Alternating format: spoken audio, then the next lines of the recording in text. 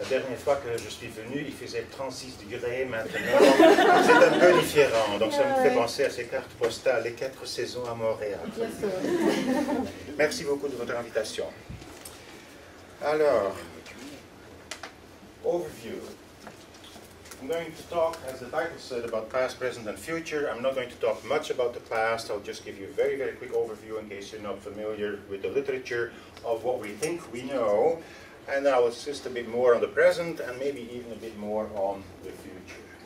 All right, so the present is, according to some, nothing but confusion. There are a lot of confounds between age and other variables. There is a lot of discussion about whether there is a discontinuous age pattern, which of course you would expect if there is a critical period.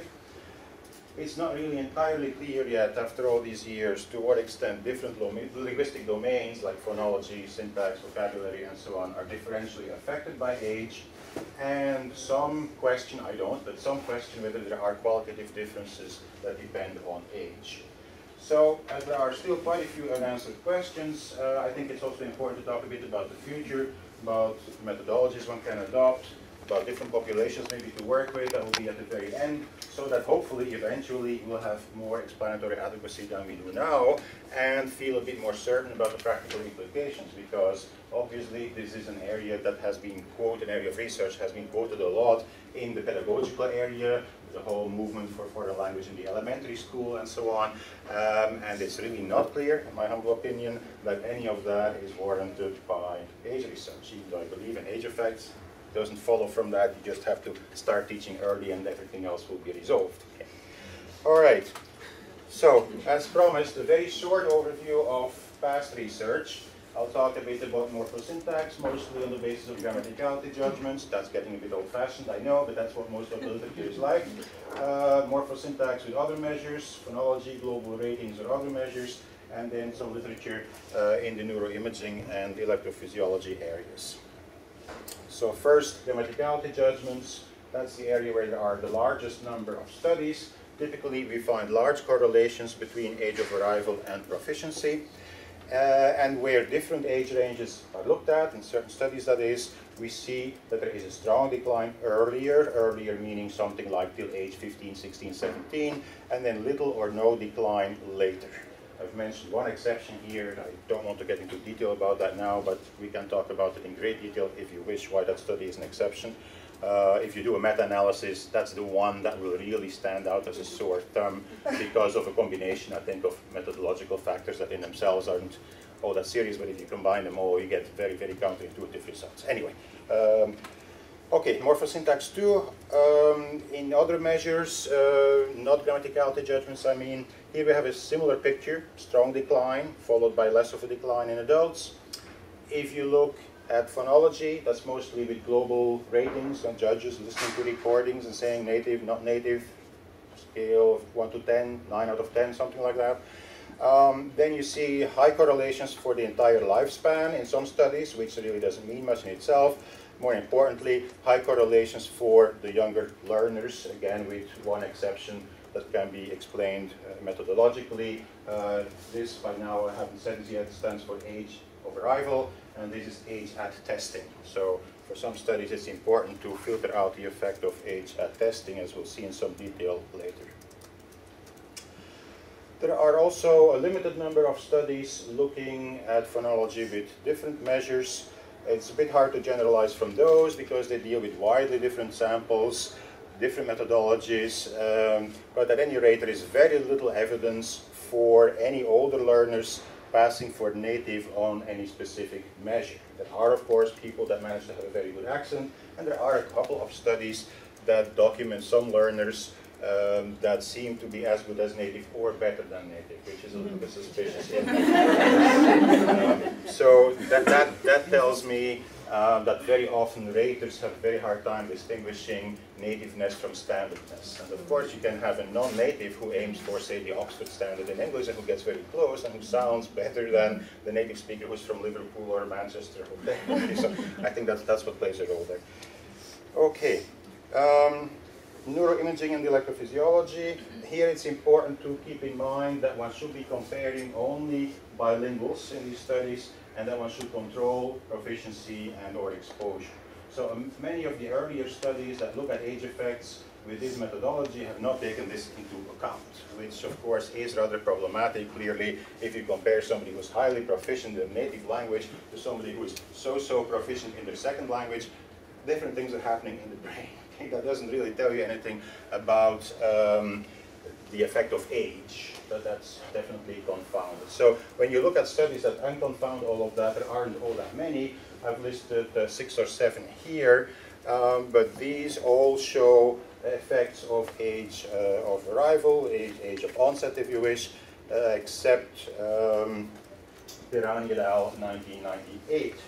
Now I want to stress here that in many of these studies I'm sometimes a bit surprised at the logic, because after you've gone through all the numbers and you wonder what does it all mean, if you find a null effect, I think typically that's an example of absence of evidence isn't evidence of absence. If you look at this part of the brain with this kind of stimuli and don't see anything, well, maybe if you had looked at the part with different kind of stimuli, you would have seen something. Okay, so that's to be kept in mind. If you find a difference, probably means there is a difference there somewhere. What exactly is the nature of the difference or why? You could argue about that, but probably if you show a difference, there is a difference. If you don't see a difference, there may be a difference just to the side or just if you look a bit deeper. So I think that's important to keep in mind with this kind of studies, because it's not because the study is neurological in nature that it's always much more precise than others. It's a different methodology. I think it's an error to think it's more precise. It's different, not more precise or more accurate. All right, then final piece of evidence is from census data. These are the 2 most prominent studies in this area, I think. Hakuta-Bialystok and Wiley, 2003, in psychological science. And then Chiswick and Miller are 2 demographers, very well known in their field, who have, among many other things, looked at age effects in language learning. Now, these people look at census data, which of course weren't meant for psycholinguistic research.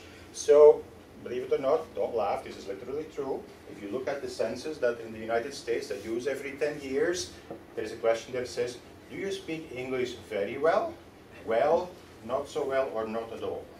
That's the latest in language assessment for the US Census. Needless to say, even those of you who don't have a PhD in language testing will see there is a little bit of a problem there. Not only because it is extremely coarse, but also because it's biased in all sorts of ways. If you're an immigrant coming from I don't know where in the world and you get a question like this, how on earth are you supposed to answer this? What is well, what is not well? The idea that as you get older you're worse at learning is very popular out there, so people are already biased to be more willing to say, oh, not so well, when they were older. People who arrived when they were very young are not going to be very willing to say not so well, because they are expected to do well. So the combination of the imprecision and the bias, for me, made these data useless. Useless, absolutely useless. So, however, they have 2 million data points from 2 million people that took the census. In the good old days when I took a couple of introductions to computer science, we learned garbage in, garbage out. I'm afraid that's an example. Don't tell Ellen Bialystok, she's already mad enough at me. But anyway, that's how I feel about the census. There's nothing wrong with census data, they're just not meant for this. Okay? And in case you don't believe me, look at what some demographers have also written about this, that census data are not meant for this sort of thing. Okay, Gillian Stevens, for instance. All right, so present. 5 main issues I would like to talk about. And there are probably more. Yeah? Issues. First of all, let's get this one out of the way, because personally I find it the least interesting, but you may have different opinions. What's the cutoff? When does the critical period end? Age 12, 13, whatever. And of course, different studies have taken different cutoffs. They divide their subject participants into 2 or 3 groups, and some look at the cutoff of 12 and some 15 for all sorts of reasons. And then critics of the critical period will say, what, these people can't agree on anything? They don't even agree on where the cutoff is. Well, wait a second. Very often it's insinuated in some ways that the critical period has something to do with puberty. When does puberty begin? I think it's 12 or 12 and a half. If you cannot tell me, I don't believe there's such a thing as puberty. That's a really analogous reasoning. So I think that's a bit cheap to say, if you cannot say, look, here's the cutoff, to say there's no critical period. You could, of course, do different things, because you have to draw the line somewhere. You could either draw the line in many different places and see how it comes out, but that's a bit fishy, you know, that's like a fishing expedition. Philosophy of science doesn't like that sort of a thing. Or you could have massive amounts of data, if you have a big grant, and have so many data points that you can infer the curve exactly from your data, even if it's curvilinear, quadratic, crooked, in whichever way, you can still infer it completely inductively from your data. How many data points do you need for that? I don't know exactly, but many, many, many, many, many more than I've ever seen in any study on this topic. Okay, so in the absence of a situation where you could do this completely inductively, you have to draw the line somewhere, and there is no theoretical reason for saying it's 12 or 15. So different people have done different things, and I guess if we could go back in time and tell everybody from the 1960s till now, hey, look, take this cutoff, okay, so that we all have the same comparability data, that would be nice, but can't do that, okay? No time machine available. All right, so that I think is a bit of a cheap criticism, and I hope you agree with me on that point. If not, we can come back to it. Then the issue of, actually I think I have another set of slides here. Right, so this is what I just said, that the cutoffs are fuzzy, so what? But also that there are probably multiple cutoffs for lexicon versus phonology versus grammar, probably within grammar, depending on the kind of grammatical phenomenon. And so all of that, of course, makes the picture even more fuzzy. And then, just like, say, in puberty, women are a bit quicker than men, the same thing happens here, that there could be all sorts of differences with gender, with whatever. So if you add all of that up, well, how could you expect a crisp cutoff? All right, I rest my case. All right, other confounds. Length of residence. Matters or doesn't matter depending on what you look at. It was established a long time ago, in the late 70s. Gratian, Log, and Scarcella had a book on age effects where they said, look, it's not about speed of learning, it's about how well you do eventually. So that means, if we're going to be talking about eventually, you should not look at, say, immigrants who've been here for 3 or 4 years. They are not at the end of their language development yet. If you test them then, essentially what you're measuring is speed of learning. And that is not what the critical theory is about. However, if you, to play it safe, take a minimum LOR of, say, 10 years, then typically you find virtually no effects anymore. Whether somebody has been in North America, in an English-speaking country, for 10 or 20 or 30 years, makes very little difference, except for subtleties in phonetics, for vocabulary acquisition. Of course, we all keep learning words in our own language anyway. But for, say, grammatical development, the kinds of things we typically look at, I don't know of any study that showed any difference past 10 years. So that's a variable that we can largely control by saying, let's look at people who've been here for 10 years or so. Okay, then the amount of practice, of course, is strongly related to this. It's not quite the same, because you could have people who've been here for a long time, but who haven't practiced all that much because they keep using their native language and so on. And you could have people who have practiced very, very intensively. And you could also look at the amount of practice in terms of percentage of first versus second language. So clearly there's a confound here, because immigrants typically, as they get older, shift from the first to the second language to some extent. And of course, as you only have 24 hours in a day, every hour you spend speaking one language, you don't spend speaking the other language, roughly speaking, except if you code switch a lot. So clearly this is going to, this ratio, I mean, is going to be related with age and is an important confound. That doesn't mean, though, that it is a cause, could also be a fact. Okay? People who don't feel comfortable in a language will tend to use it less. So this ratio is also influenced by proficiency, not just the cause of it. Then a lot was said earlier on, maybe not so much in the last few years, about attitude and motivation. Well, my point of view on this variable is it's very important. We have oodles of research, especially from Canada, especially from Montreal specifically, Lambert, Gardner, McIntyre, and so on. All these people have shown in many, many studies with endless numbers that attitude and motivation are important. I don't deny that, but if you take away the effect of attitude and motivation, does that mean there is no effect left for age? I don't think so. It's not because one thing plays a role that some other thing doesn't play a role. That's another thing I can't believe, that I so often see this reasoning like, but it's not just about age, there are other effects too. Well, yes, whoever denied that? Okay, finally, this one is the hardest to get rid of, amount of second language education. When I say hardest to get rid of, I mean because that's probably the most confounded for immigrants with their age. if they arrive here, say at age 6, they have basically, in almost all cases, all their experience in grade school and high school in English. Well, not in Quebec, maybe. I mean, you can tell I live in America, right? In North America, in the United States. Yes.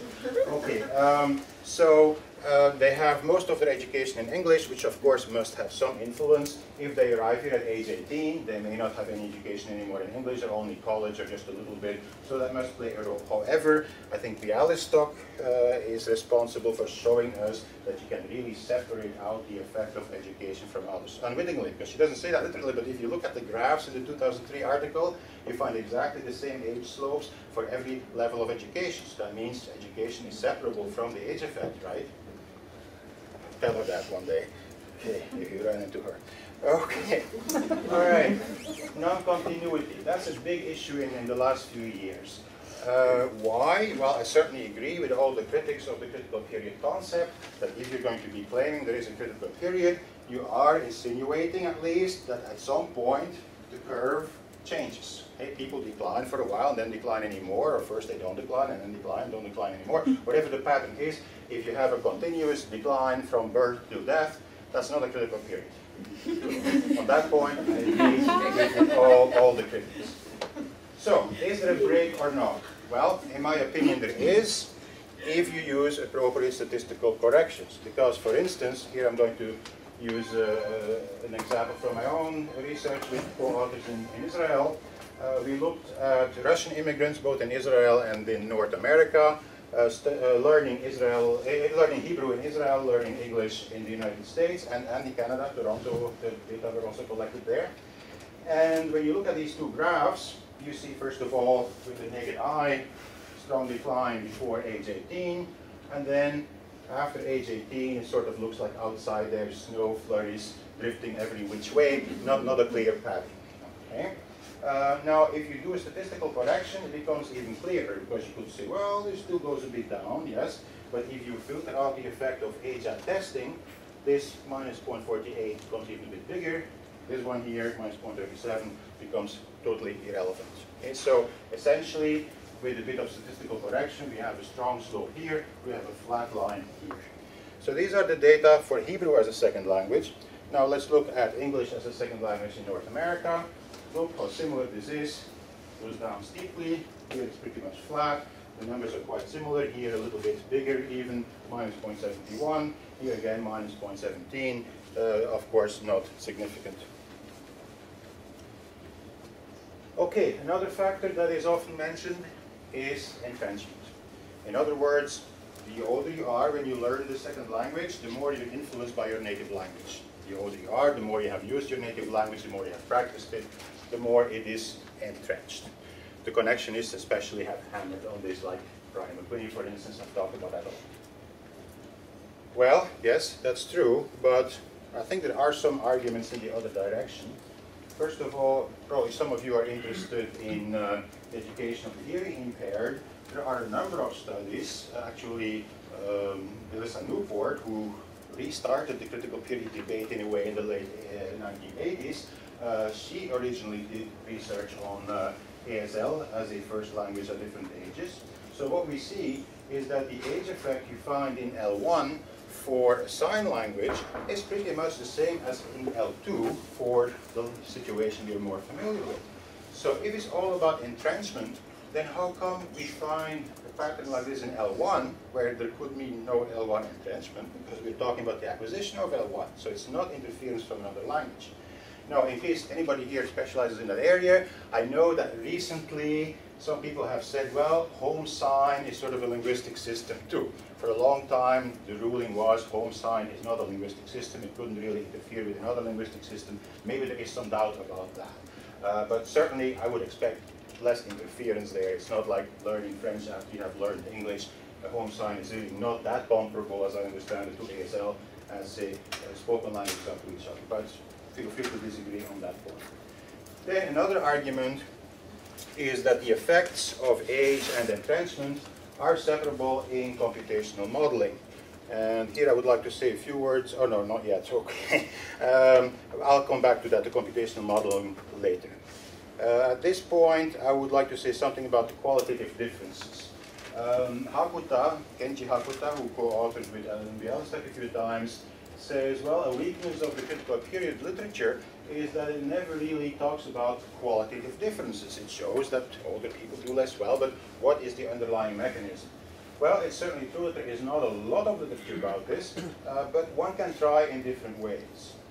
If you know my research, you know I'm very interested in implicit-explicit distinctions. So I've been looking at age effects in these terms for a while, and I'm not the only one. Professor Paradis has also written extensively on this topic, and in his 2009 book, there is a chapter on age effects, which I very much agree with. I was just telling him when I read that chapter, I go, yeah, all the time. So, what am I trying to say here?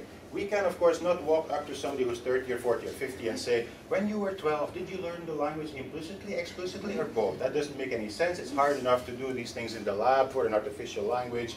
You really cannot do that, of course, for naturalistic language learning. However, there are ways you can get at this indirectly. If you learned explicitly, then your learning should be predicted by an aptitude test for explicit learning. And of course, we do have tests like that, like the MLAB or the PLAB, all these tests which are getting a bit old-fashioned, but as long as we don't have anything clearly better, we tend to use them. So that's what I did for the study with Hungarian immigrants around Pittsburgh. And the very bold prediction there, I really stuck my neck out, is that anybody who still does quite well, but as well as the natives or the very early learners, even though they were fast, say, age 15, in other words, people in this quadrant will have high aptitude. And that's how it worked out.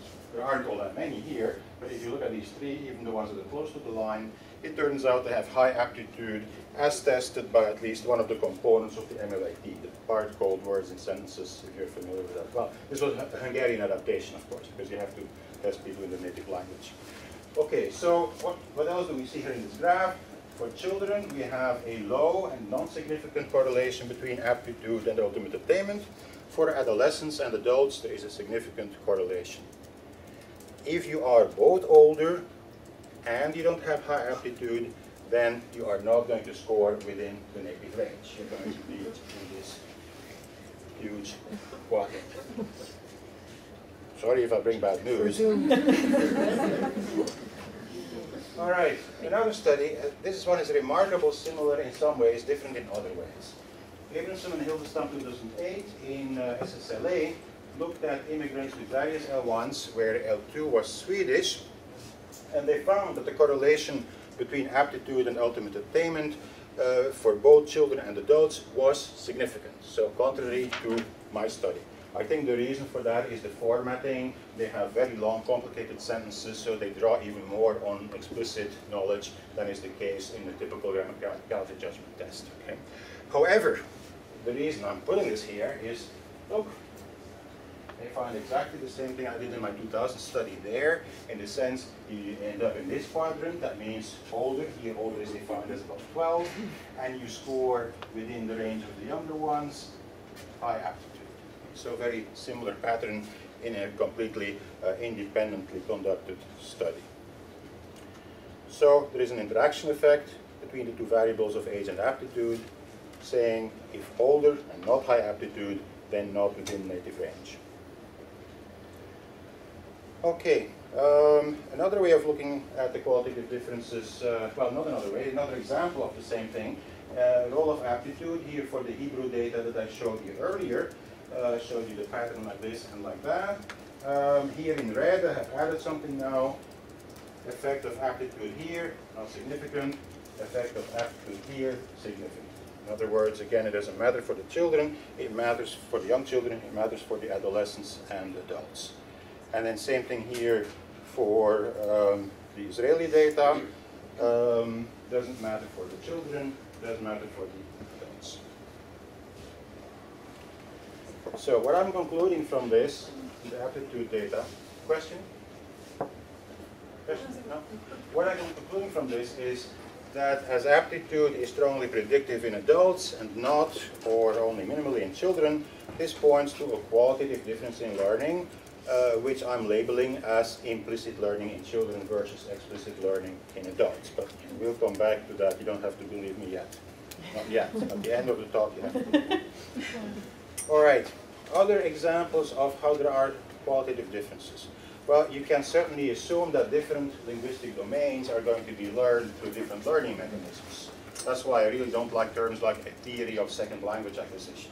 It's like saying a theory of supermarkets. You know, there's all sorts of stuff that happens in a supermarket, and all kinds of scientific disciplines have something to say about that. Same thing, SLA. It's not like one thing that one theory needs to explain. You can have a lot of theories for different elements. So let's have a quick look at differences within domains, linguistic domains. Within morphosyntax, most studies look at either a narrowly defined structure.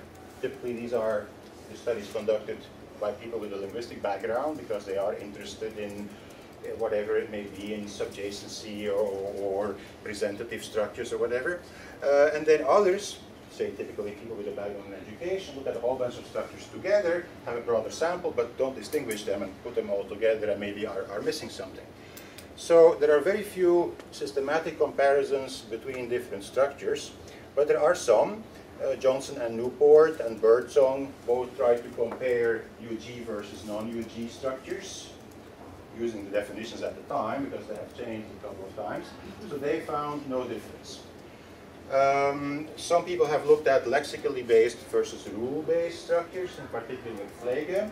They found, Flege and collaborators found that for rule-based structures, education was more important. For lexically based structures, practice was more important. That probably won't surprise you. Salience, I'll come back to this in a minute. The less salience a structure has, the stronger the age effect. Yeah, I'll illustrate that in more detail later.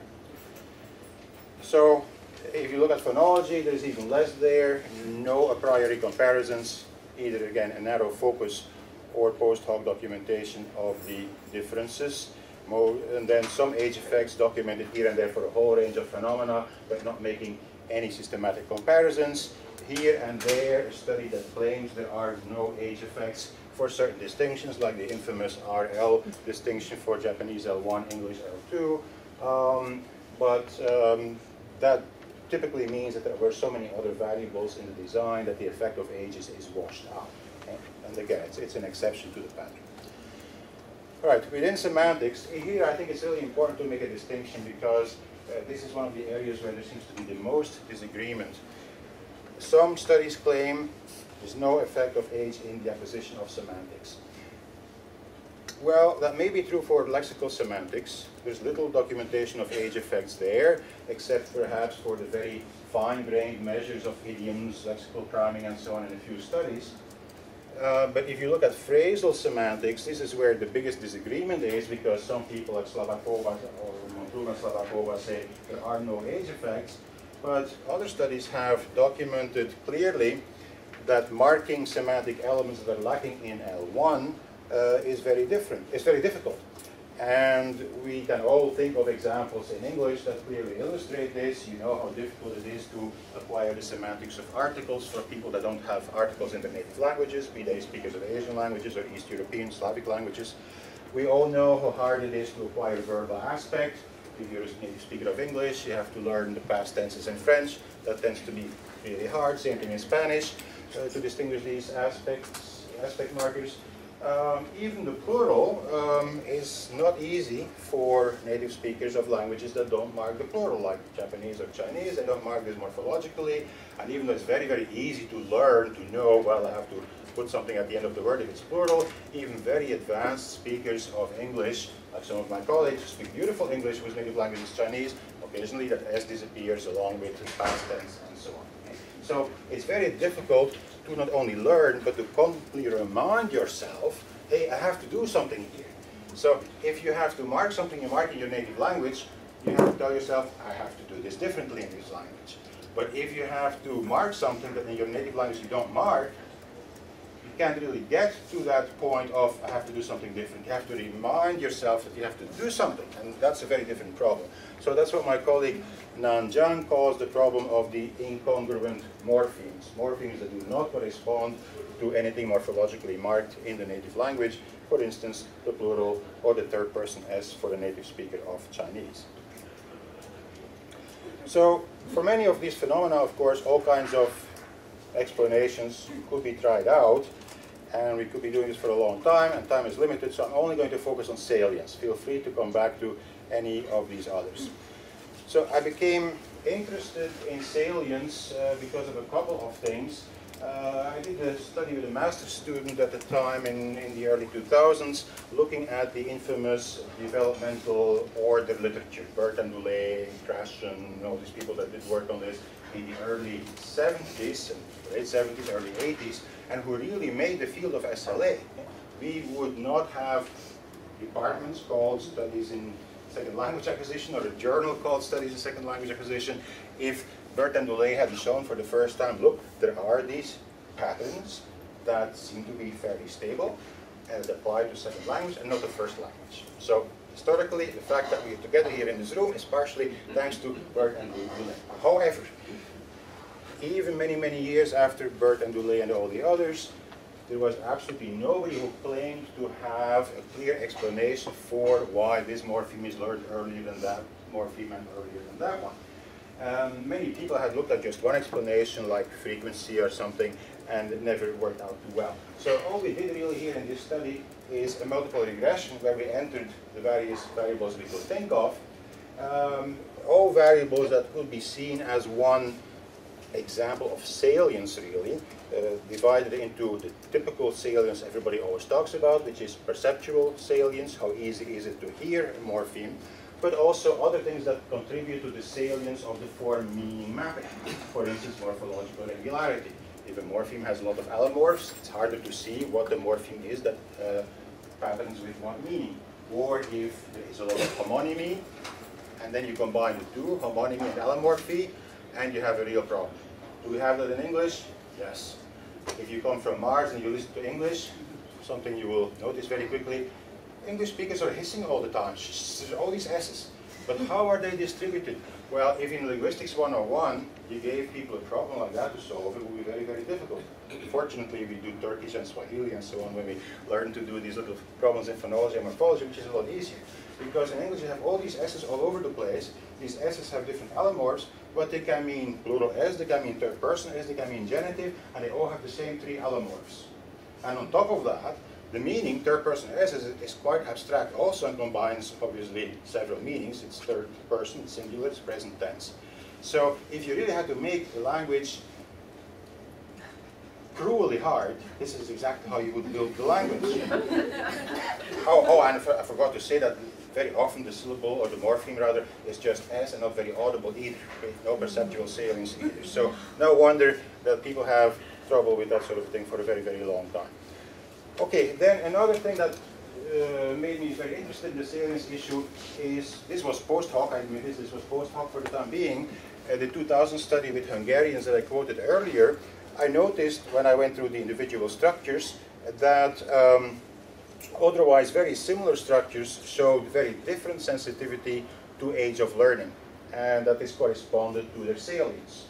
For instance, yes, no questions were no problem, WH questions were. And of course, there are probably different ways of looking at this from the point of view of linguistic theory, but one potential explanation, I thought, is, well, in the yes-no question, the word order is very, very salient because, first of all, the way you can tell it's a question is because of word order, except for intonation, of course. And then on top of that, because of the subject-verb transposition, can't find the right word here, inversion, you get a word in the first place in the sentence that normally isn't there. So it's very salient. Clearly, a phenomenon that is very observable corresponds to clear semantic phenomenon. Yes, you're asking a question. Whereas in a WH question, there you don't need the inversion to mark the fact that it's a question. That WH word already marks it as a question. Plus, in terms of salience, well, the word order that changes somewhere more or less in the middle of the sentence, so less obvious. All of you who teach English as a second language will have noticed that even advanced speakers of English, speakers of Asian languages, Russian, Arabic, and so on, forever keep making mistakes with the word order in WH questions. Okay, I just can't believe how often I even see this in the writing from some of our graduate students who speak these native languages. So something is definitely going on there that makes the inversion in the WH questions much harder than in the yes, no questions. So these two things together really sort of made me interested in looking at the salience issue more. And I also realized, having read a lot of stuff about artificial grammars from Reber and so on, that there is the claim in this literature that implicit learning processes are far less sensitive to salience than explicit learning processes, which stands to reason. If you are going to learn something explicitly, see a pattern, well, the more salient the pattern is, the more easily you see it. For statistical learning, that doesn't really matter, because you're never aware of the pattern, you never have to see the pattern, it's just a build-up of statistical frequency. And the implicit-explicit distinction is independently expected to interact with age, so if you combine these two, that led me to test the hypothesis that age interacts with salience by looking at the effect of salience that is supposedly different with age. So here we go. These are data also from the study with Hebrew learners. This isn't published yet. We divided all the Hebrew morphological structures we looked at into high salience, mid salience, and low salience. We divided the age ranges into three also, 0 to 7, 8 to 17, and 17 plus. And if you look at the pattern for these three different categories, by the way, this was using all the same definitions that we used in English, so there's absolutely nothing post hoc here. These are the same definitions from Goldschneider and DeKeyser 2001 that we apply to totally new language. Very, very different, of course, morphologically compared to English, but as different as it can get, a very rich language, morphologically speaking. And what do we see here? Well, if you look at the high salient structures, you look at the three age ranges, not too much of a difference. As expected, it goes down with age, but not spectacularly so. If you look at the mid salient structures, the difference is already bigger. And then you look at the low salient structures, look at a huge difference from 74% to 32%. So the less salient a structure is, the bigger the age effect. What could that mean? Well, probably my interpretation is, feel free to disagree, that as you are older, salience becomes more important because you're forced to learn more explicitly, and salience, as we saw independently documented in the Reber's work, salience is more important for explicit than for implicit learning. Okay, then we went even a bit further than this. The whole statistics department was involved in this because this turned out to be a very complex problem. What Hebrew let us do that English didn't was to take the various components of salience apart more than in English, because in English they are strongly confounded.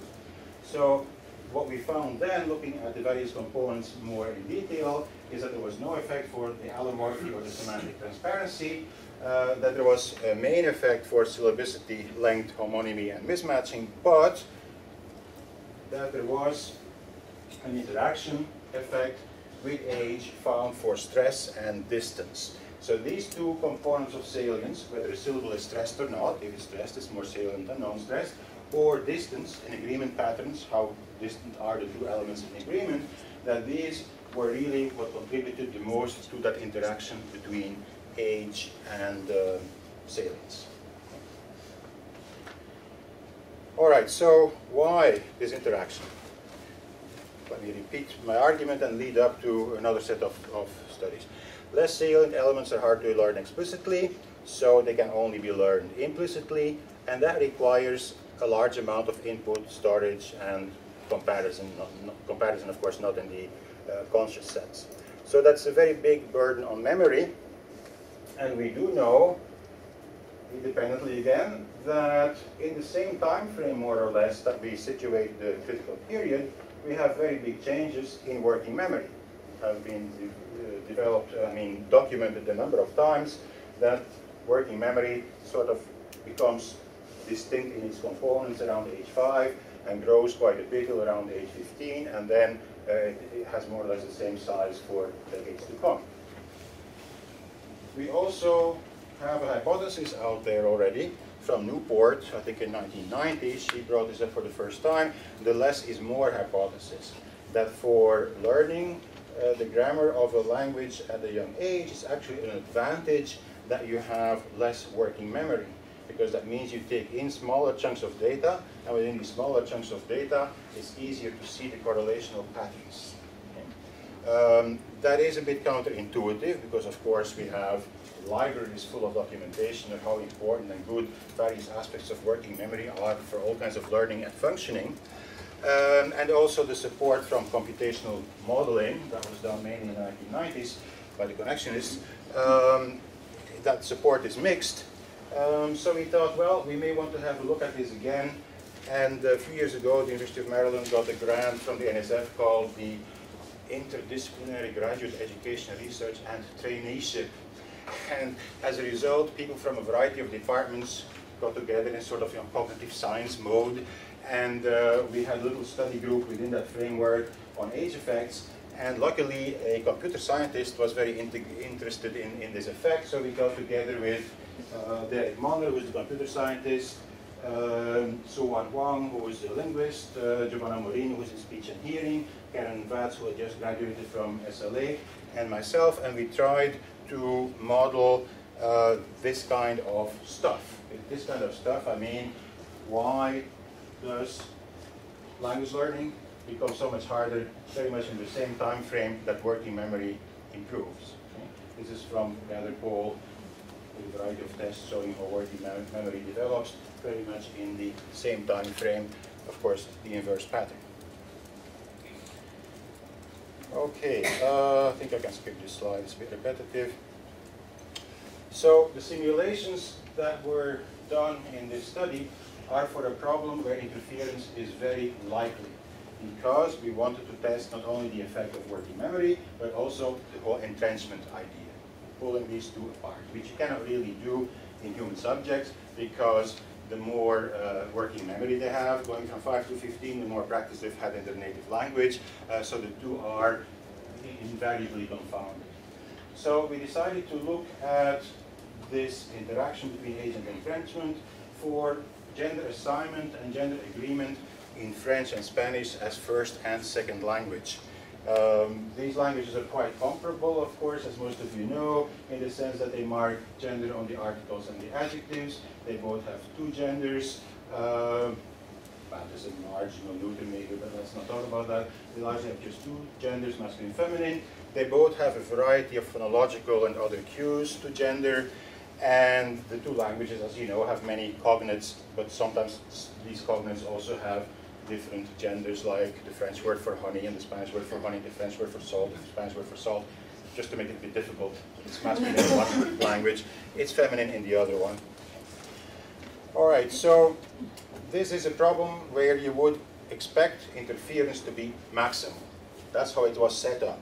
You have these very incomparable learning problems, but the cues are different, sometimes the actual gender is different, even when the word is almost the same, so you would really expect a lot of interference. That's the sort of thing that connectionists love studying. The models of the 1990s looking at the past tenses of the verb, or gender and case marking interaction in German and so on. That's the typical kind of problem where they can show how good implicit learning is compared to explicit learning.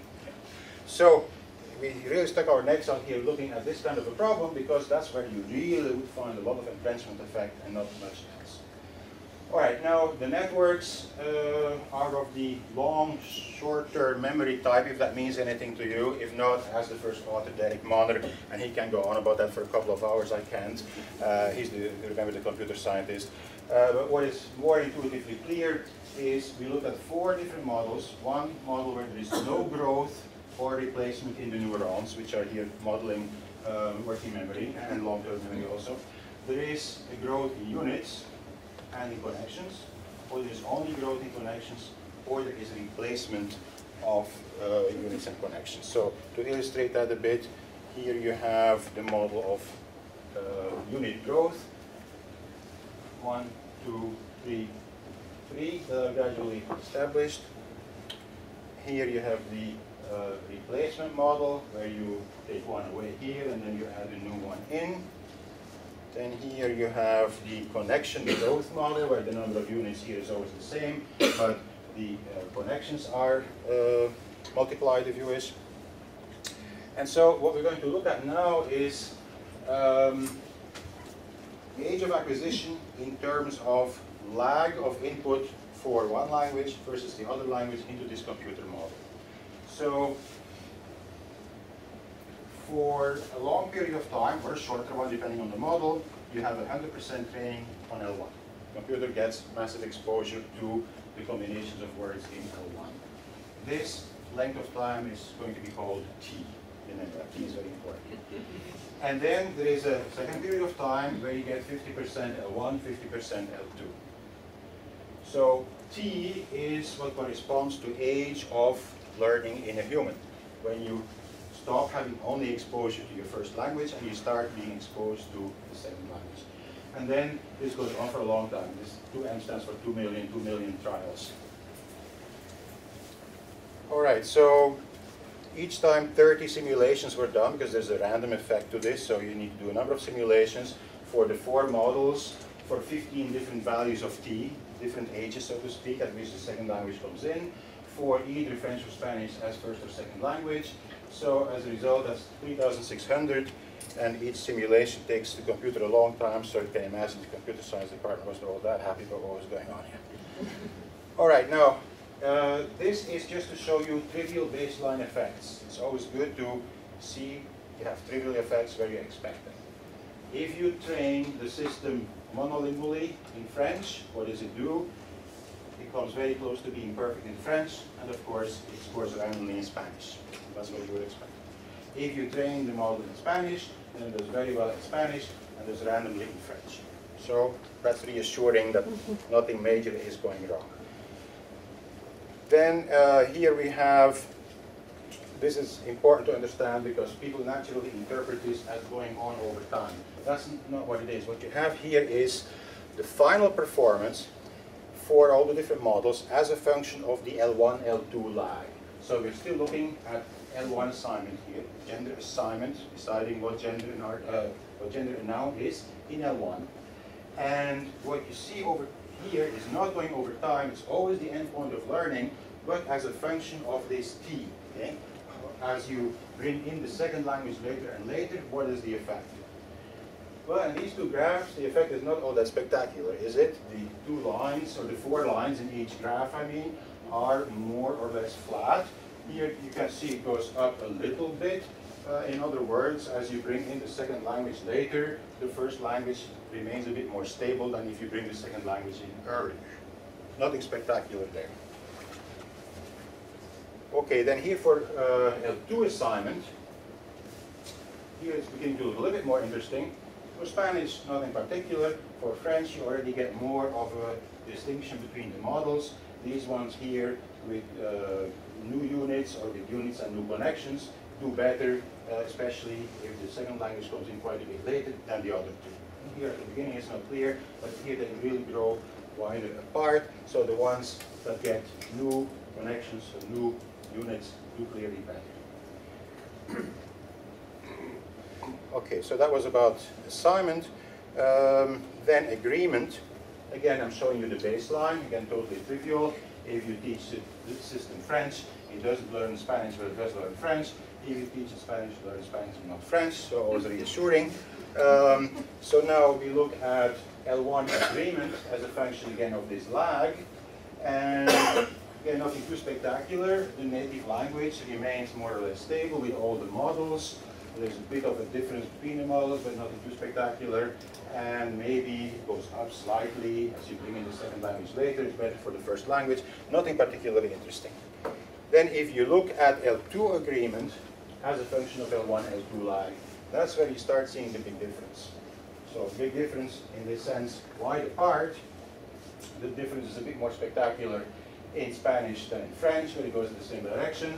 The dotted line here and the full line here stand for connection growth or for unit and unit and connection replacement.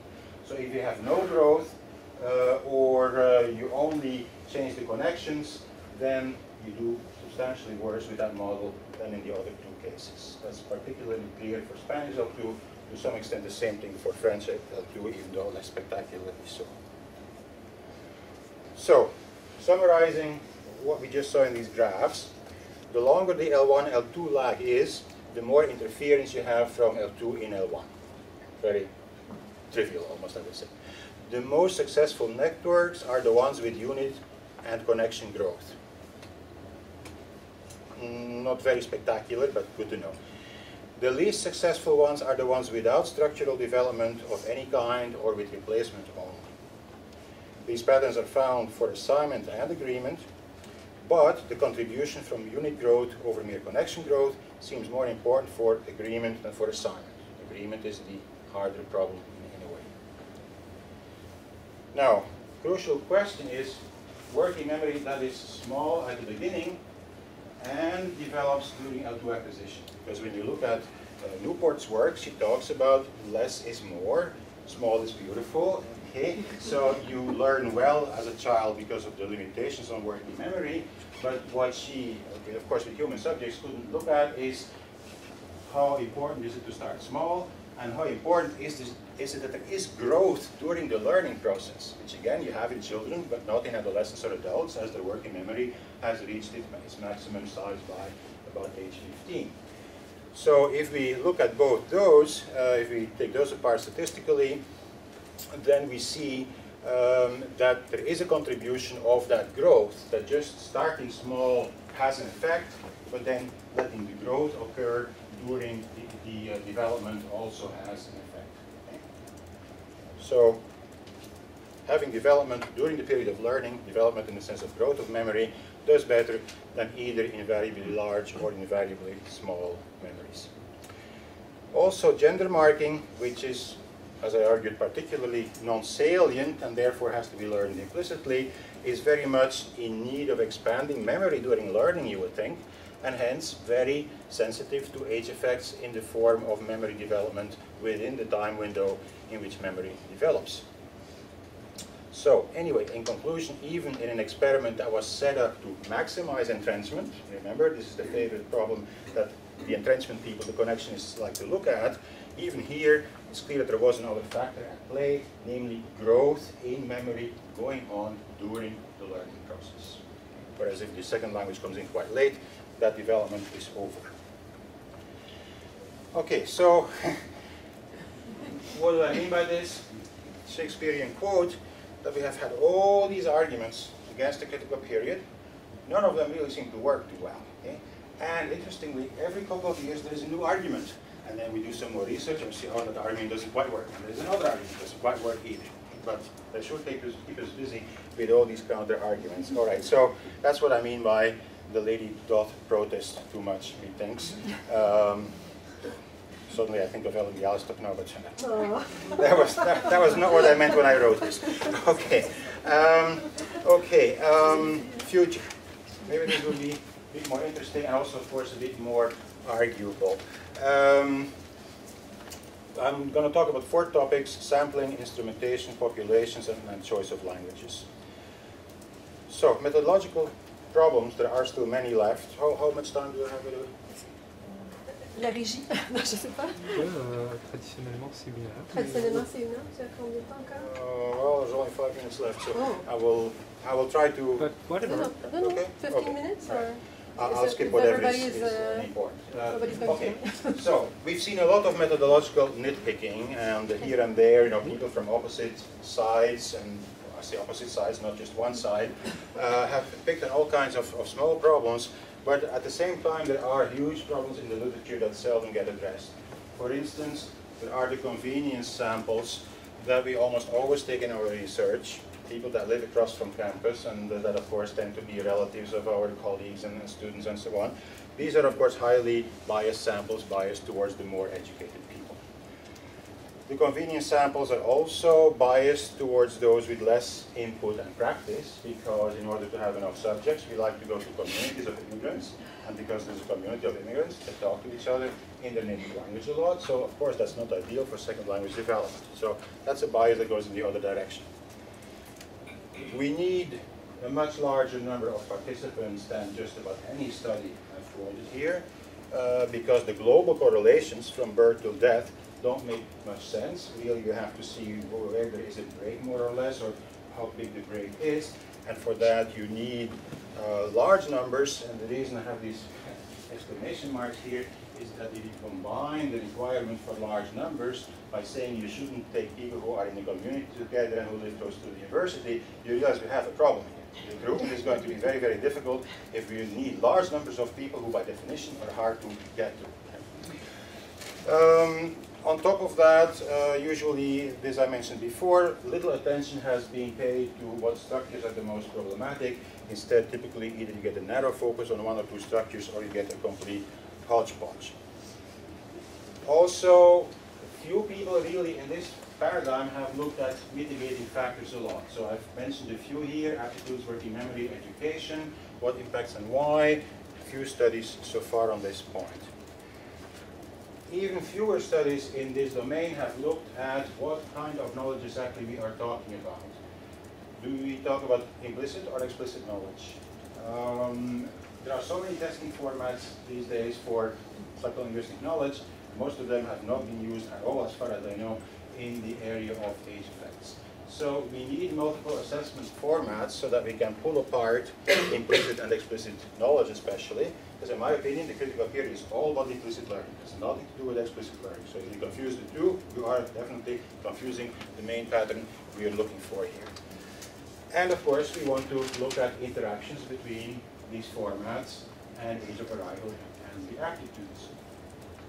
Also, and this will probably surprise you, there is to this day a lack of research with classroom learners on this topic.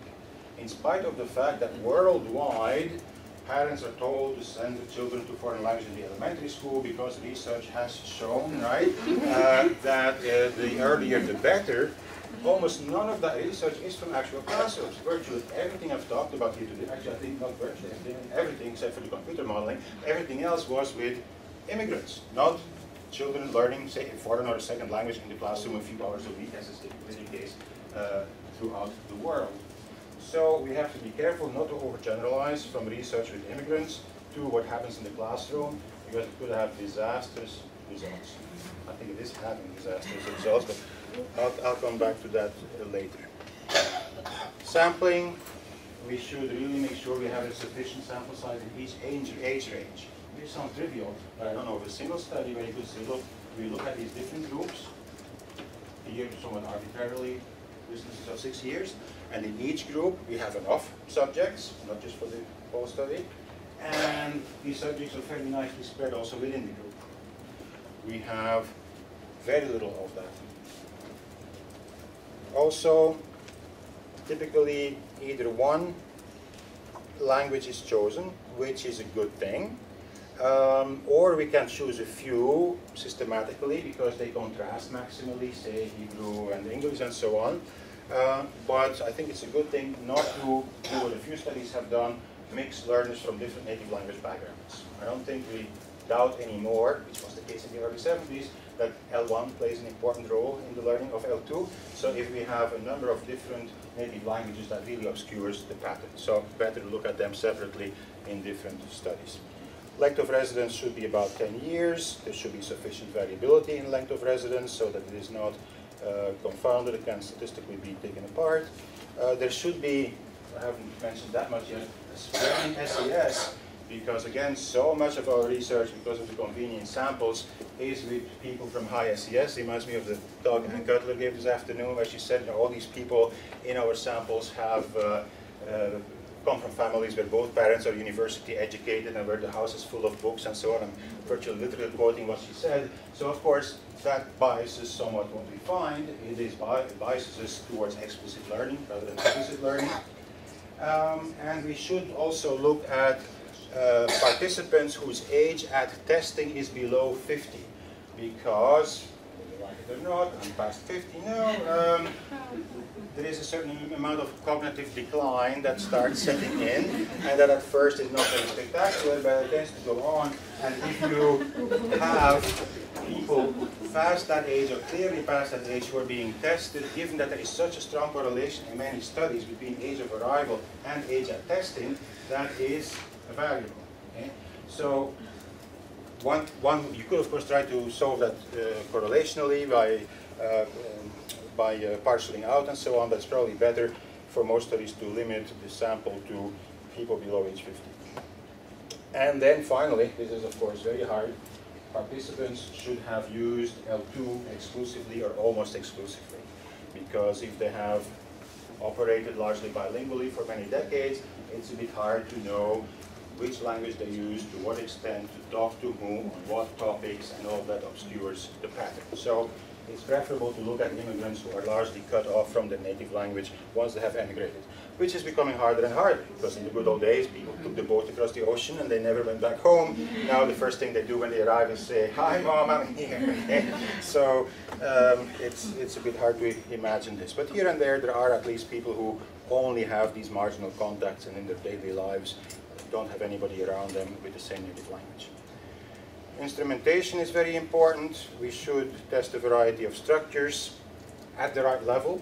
So not too easy, not too difficult, otherwise you get very little spread, of course. And that's also why it is important to know what the L1 is, because then you can calibrate the test more easily than if you have the same test for all native language backgrounds.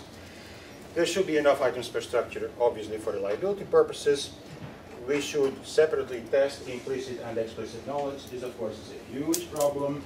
There are a variety of ways that are being developed to get at more implicit knowledge: eye tracking, the visual world paradigm, ERP data. None of this is perfect. We could talk about this for hours, but at least people are trying.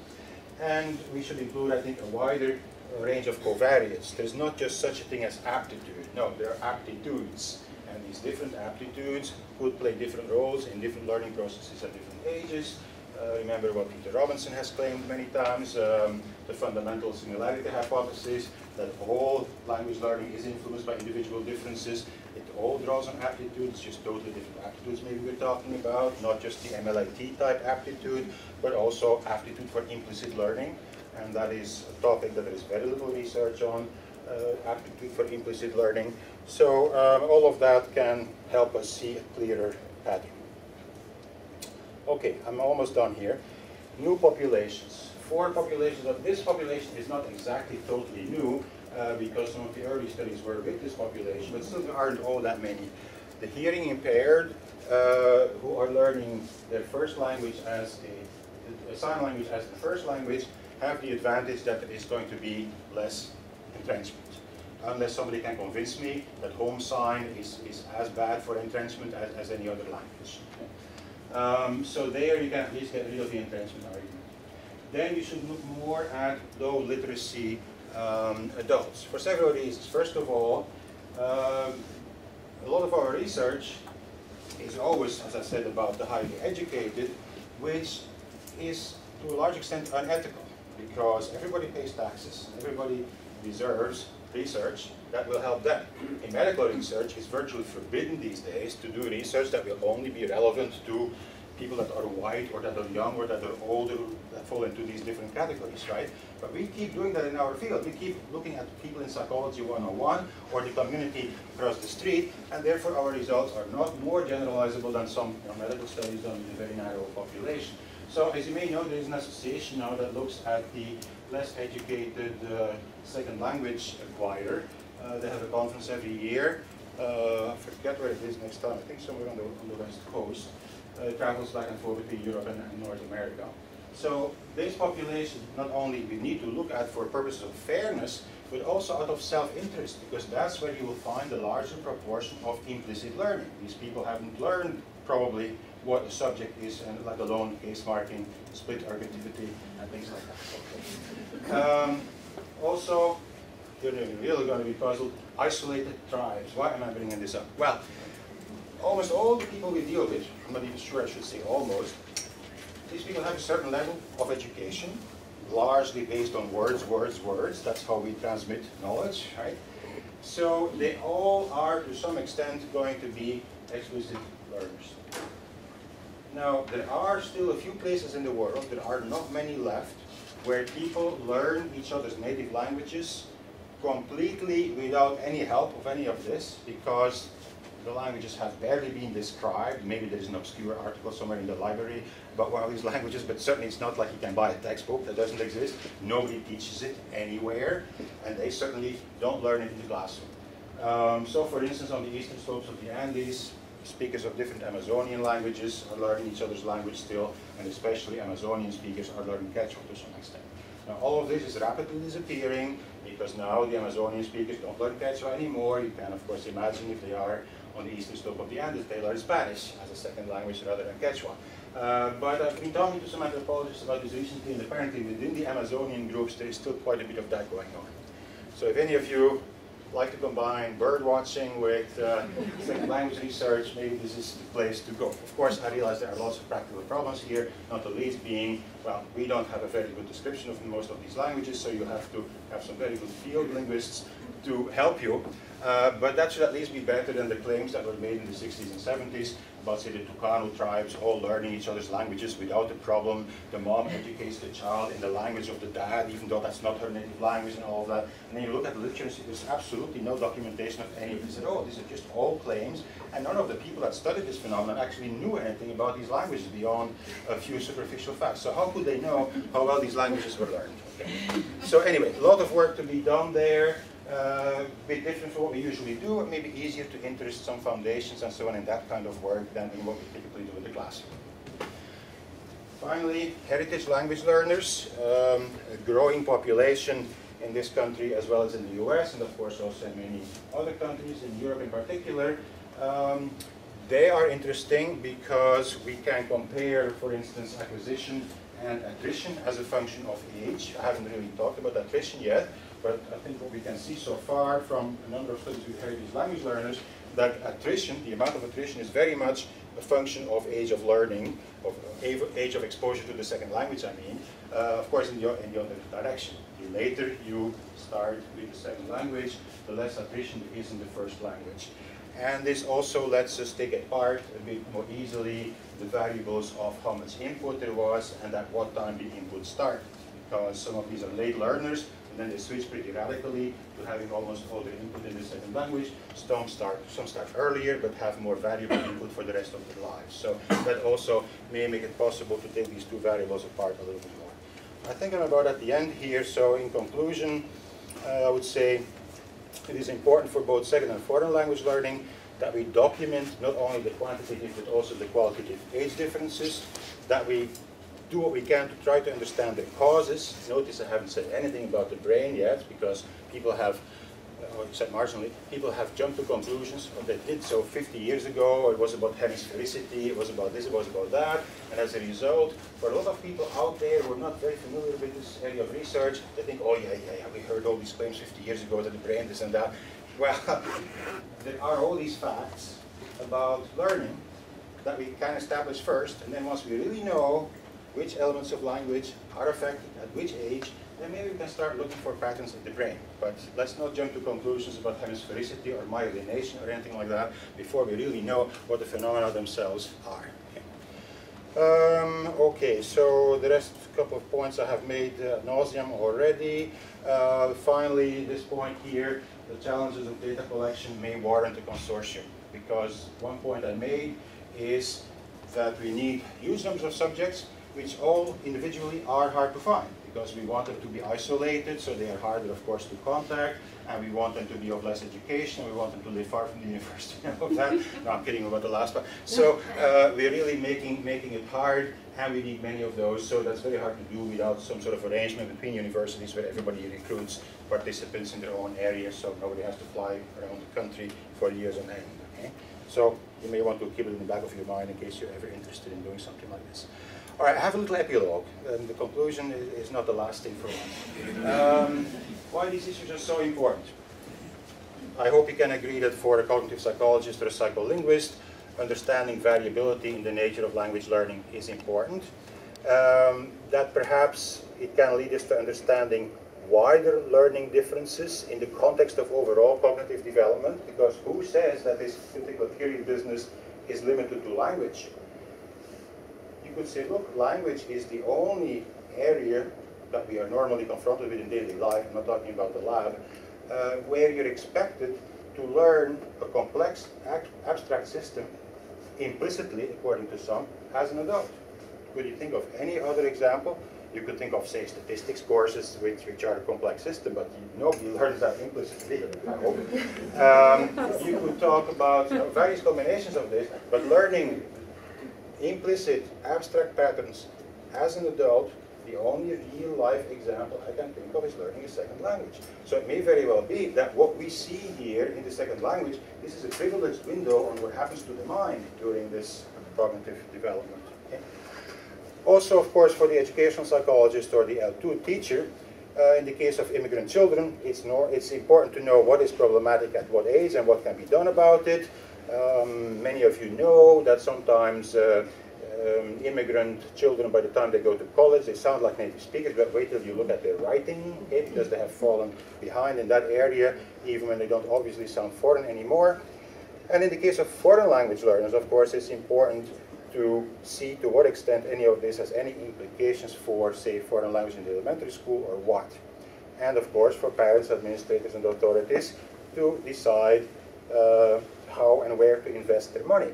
So as a result of all this, it's not a surprise from my point of view that a survey that Science conducted a few years ago named the critical period as one of the most important 100 scientific problems to be solved in this century. Thought I would squeeze that in somewhere in case you had questions. All right, now, one last thing, the implications for teaching. Those of you who have mainly their interest in that area, immigrant research does not refer to the class, transfer to the classroom. On the contrary, I would say, if classroom learning is largely explicit, which it is mostly throughout the world at most ages, not maybe as much as before, but still to a large extent, then the older the better. That's what I'm saying there would predict. And that's what we do find in the few studies that have really looked exactly at this issue. If you look at what learners can do after 400 hours of instruction, and you look at learners that started at age 8 versus 10 versus 12, then who does best with explicit learning? The older the better, just like up to a point. Up to a point, yes, up to a point, of course. Yeah, I'm not saying that they will be perfect because languages were not meant to be learned explicitly. Okay, but the older the better, up to a point. So these studies are particularly interesting in that respect. I'm skipping a couple of things here in the interest of time. So from my point of view, given everything I said, the question in the area of when to start is not really when to start. It's not when, it's how. How do we adapt our teaching to the age of the learners? If you have a 6-year-old, we all realize we're not going to teach them grammar rules and talk about aspect and so on. But what a lot of people don't agree to so easily is that if you have academically oriented adults, then you do want to draw on their explicit learning aptitudes instead of considering them a nuisance. Okay? There is an element in the literature where you almost can read between the lines that people would rather have somebody who's acquired a little bit than somebody who has learned a lot. Well, as a language teacher, a language learner, or an employer of a language learner, what would you rather have? Somebody who has explicitly learned a lot, or somebody who has implicitly learned a little bit? That was a rhetorical question, in case you didn't realize it. Okay? So we need different instruction depending on age. That's all I'm saying here. All right, so sorry for going a bit over time. If you have any questions, you can of course ask them now, but in case